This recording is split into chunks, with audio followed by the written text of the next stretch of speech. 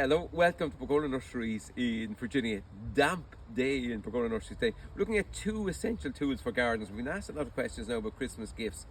This one is the digging spork, a great digging and weeding tool. You're not digging with a flat blade, makes life very easy. It's excellent for edging and for digging. We're going to show you our one here. There's an old one in the nursery for the last 10 or 12 years. Wonderful, wonderful tool. All hand forged from Swedish boron steel, sharp and doesn't lose its edge. The other one is similar, although it's used in a different way. This is called a SPAT. Again, a weeding and digging tool, sharp. It's got a bend on its handle, it's got an ash handle, and the handle is bent so it's easy for weeding on its flat.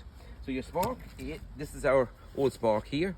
It's worn a little bit from use, but for edging up along, so you can edge your lawn with it like that, right up along. Really sharp edging tool to use and as a digging tool, it's far easier to dig with because you're not digging with a flat blade. So that's an excellent tool for your gardener for Christmas. The other one is our spat. This is our spat here we're using. Again, a digging tool. You know, if you want to dig out a planting hole, it's perfect for that.